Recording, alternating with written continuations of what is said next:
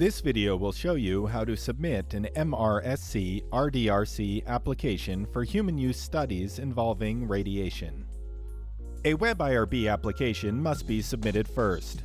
Once radiation is identified in the study, a radiation safety review will be required.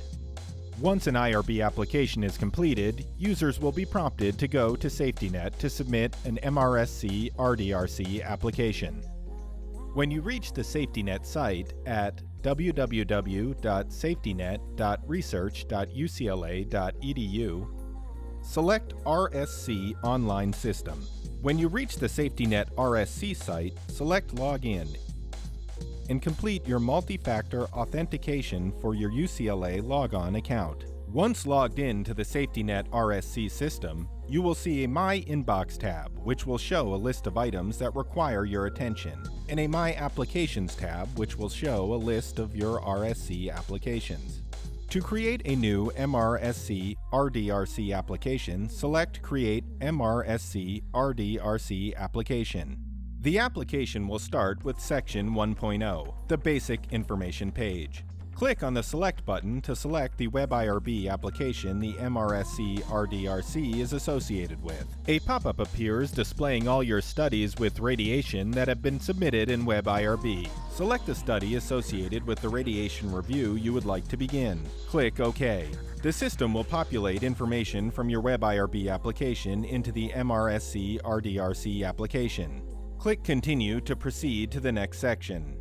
Section 2.0 will be automatically generated based on the team members listed in the WebIRB application. You will need to select the Update button for each team member to identify if the member will be involved with the radiological procedures and if they have completed the UCLA Health Radiation Awareness Training. Alternatively, you can click on the row and the options for Involved with Radiological Procedures and Completion of the UCLA Health Radiation Awareness Training will appear. Click Continue to proceed to the next page once all team members have been updated. Select which type of radioactivity will be employed for procedures that are part of the study. Radioactive materials and radiation-producing machines are the most commonly used forms of radiation in studies submitted. Note that PET or PET-CT can be included by selecting radioactive materials. For radioactive materials procedures, select Add. A pop-up window will appear. Common procedures like FDG PET-CT will be completed as follows.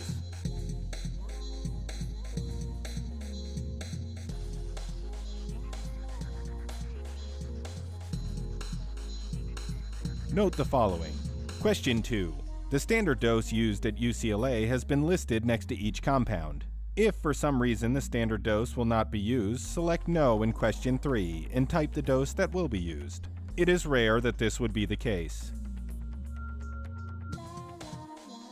Question 4. Please select the physical location or locations that the procedures using radioactive materials will be performed.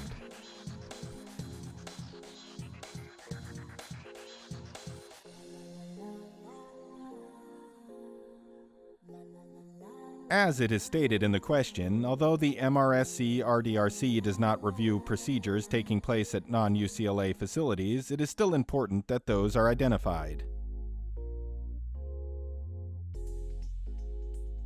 Question 5. Although there has been confusion about this in recent years, it is a regulatory requirement that the MRSC review all radiological procedures that take place as part of the study, including those considered standard of care.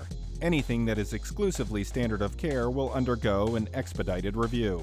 Questions 5 and 6. Please provide the maximum number of procedures that will be performed in 1 year. The MRSC reviews that maximum possible annual dose that a given subject might receive in the course of the study. Question 7. It is a regulatory responsibility to notify the authorized user of proposed human use studies that will be associated with their permit.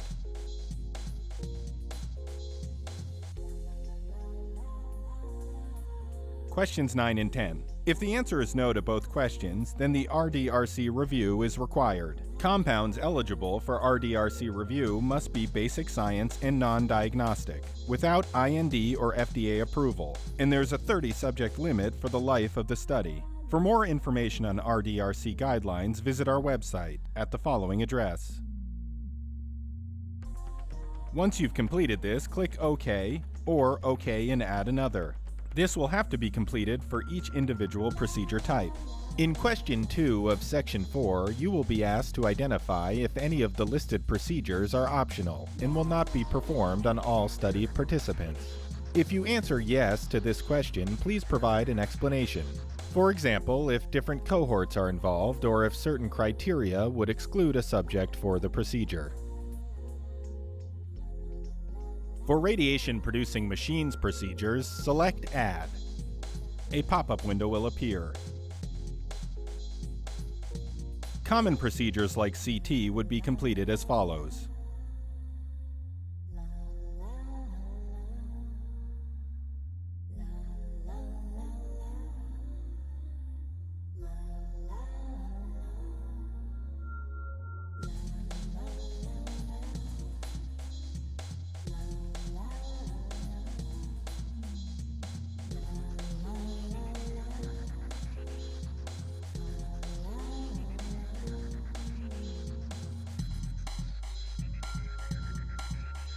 In the Supporting Documents section, the current informed consent submitted to the IRB will be included. In question 2, a schedule of procedures will be required. You can directly drag the document onto the question, or click Add to select the file.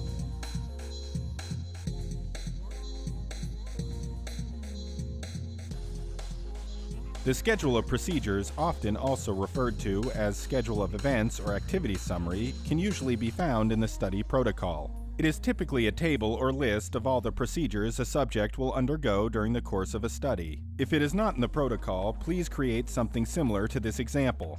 This can be presented in the form of a table or text, as long as it details all procedures that will potentially be performed. Once all required documents have been uploaded, click Finish. One very important note, clicking Finish does not submit the application. After clicking Finish, you will be redirected to the application's main page. The top left corner will indicate that the study is in a pre-submission state. Click Submit under the Actions by Team Members. A window will appear with PI assurances that must be completed. Please read this carefully. Note that only the PI listed on the study can complete the assurance section. When submitting the application, the system will check if all required information has been completed. If there are any additional questions that were not answered, please return to the sections to complete the information and click Submit again. Once the assurance is complete, the study will be submitted to the MRSC for review. The state in the top left should read Admin Review. You will receive an email confirming your submission. There may also be follow-up emails requesting clarifications or additional information. This completes the overview on the new MRSC SafetyNet submission process. If you have any questions, please reach out to us at rsc@research.ucla.edu or by phone at 310-206-5601.